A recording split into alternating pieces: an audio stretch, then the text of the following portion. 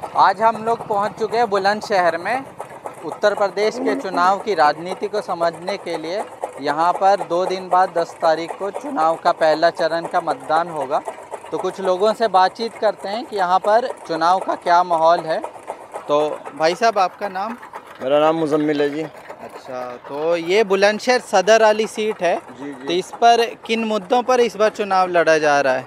इस पे जो भाईचारे पे चुनाव लड़ा जा रहा और विकास पे चुनाव लड़ा जा रहा और किसी भी तरह के दंगा फसाद न हो उस पर चुनाव लड़ा जा रहा। तो विकास के मामले में कौन कौन सी चीज़ों को आप सोच रहे हैं जिसको अहमियत देते हैं? विकास तो सड़कें सही हों। 6 महीने हो गए हमारी ये तुम्हारे बगल में पास में पुलिया अभी तक ये सही नहीं हुई है। योगी जी का तो ऐसा विकास है और योगी जी का यहाँ कोई विकास नहीं है। बस उनकी तो हिंदू मुस्लिम वाली राजनीति है। आपस में भाईचारा ख़त्म करा उन्होंने पिछले 5 साल में और उनका इसके अलावा कोई काम नहीं है। तो यहाँ पर पश्चिमी यूपी में देखने को मिला है कि सपा और आरएलडी की लहर का माहौल बन रहा है।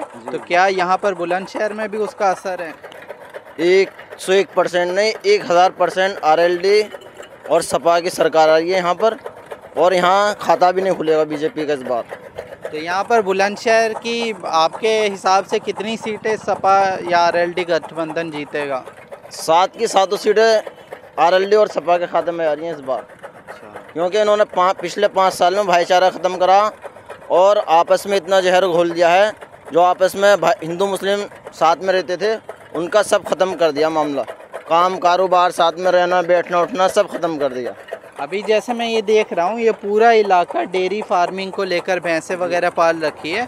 तो इस कारोबार में अभी आपको दुश्वारी वगैरह है या कौन सी चीज़ें आप चाहते हैं कि इसमें और आपको मदद मिले ताकि और कारोबार आपका बढ़ सके?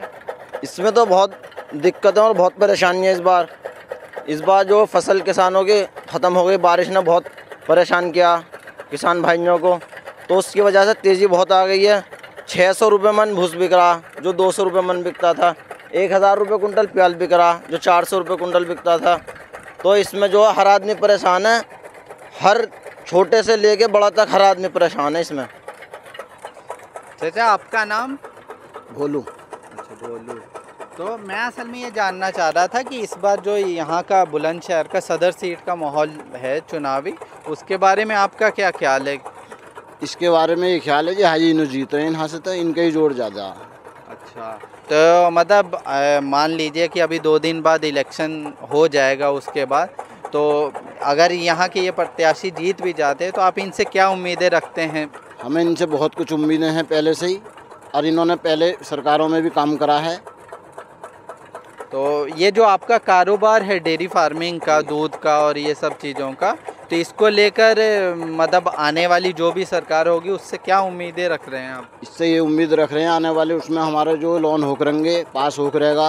अब हमें सरकार की तरफ से कोई मदद नहीं मिलती इस कारोबार में, इसलिए काम जो पीछे होगा इस सरकार में। भाई साहब, आपका नाम? शाहिद। अच्छा, तो आप भी ये डेयरी फार्मिंग वाले काम में? तो अच्छा, एक मेरे जहन में सवाल है, शायद वो आप लोग भी समझते होंगे।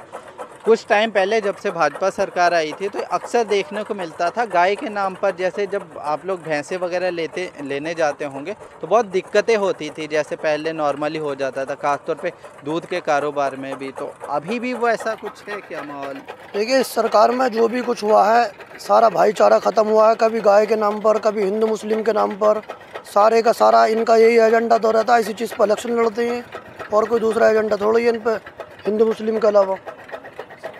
अच्छा, एक चीज़ और थी, मैं जानना चाहूँगा भाई आपसे भी कि यहाँ पर स्कूल वगैरह को लेकर क्या है, मतलब बच्चे वगैरह जैसे ये बच्चे हैं तो इनका पढ़ने वगैरह को लेकर? इस सरकार में सिवाय गौशालाओं के अलावा कोई ना स्कूल की कोई पढ़ाई लिखाई को लेकर इन्होंने कभी विकास किया। सिर्फ जहाँ देखो गौशाला बना दिए हैं और उसके बाद में भी इतना नुकसान हो रहा है किसानों को। तुम देख रहे हो कितना रोज़ाना के नुकसान हो रहे हैं, सारी फसलों को बर्बाद कर दी किसानों की। चलिए, शुक्रिया आप लोग का बहुत बहुत।